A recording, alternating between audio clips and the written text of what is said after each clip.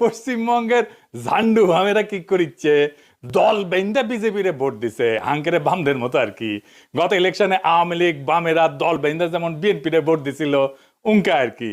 ফলাফল তো দেখিছেন, মমতা এবং তৃণমূল ধরাশায়ী হয়েছে, বিজেপি বিপুল ভোটে ভূমিধ্বস বিজয় পাইছে। বিজয়ী হইয়া বিজেপি মুসলমানদের বাসাবাড়ি দোকানপাটের উপরে হামলায় পড়ছে, লুটপাট অগ্নিসংযোগ চলতেছে ব্যাপকভাবে। পশ্চিমবঙ্গের বাঙ্গুরা বাংলাদেশে প্রগতিশীলতার নামে ধর্মনিরপেক্ষতার নামে হাসিনার ফ্যাসিবাদকে উলঙ্গভাবে সাপোর্ট দেওয়া গেছে। এখন হিন্দুত্ববাদের নামে ফ্যাসিবাদের কবলে পড়িছে। ফ্যাসিবাদের মজা কেমন 2 দিনে ভালো টের পাইছে, আরো পাবে। যদিও এই আক্রমণের লক্ষ্য হবে মুসলমানেরা প্রাথমিকভাবে, কিন্তু এই ফ্যাসিবাদের আগুন থেকে কেউ রক্ষা পাবে না। যারা বিজেপিকে ভোট দিচ্ছে তারাও রক্ষা পাবে না।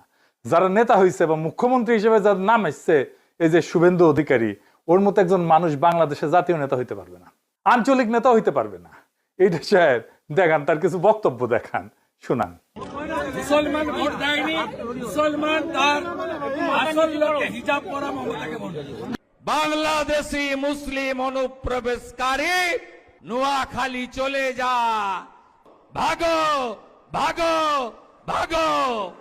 বিজেপি এপ্রিল মাসে আসবে, 550 কিলোমিটার বেড়া দেব আর ডিপোর্ট করব। সাতক্ষীরা চলে যা, নোয়াখালী চলে যা, খুলনা চলে যা, যেদিক দিয়ে এসেছিস ওই রাস্তা দিয়ে পালিয়ে যা।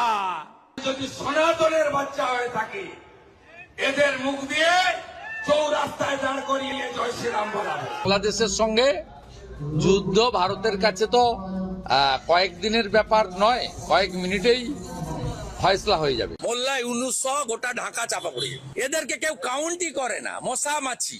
এই রাজাকারের বাচ্চা, হেফাজতের বাচ্চা, যাহাই ইউনুস তাহাই মমতা।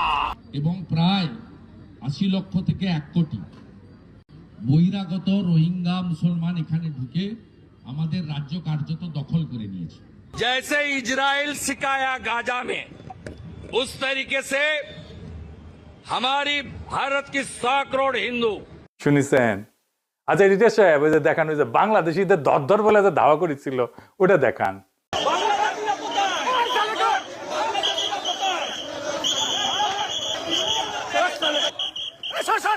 सब बांग्लादेशी मुसलमान, सब बांग्लादेशी मुसलमान, मुसलमान हिंदू।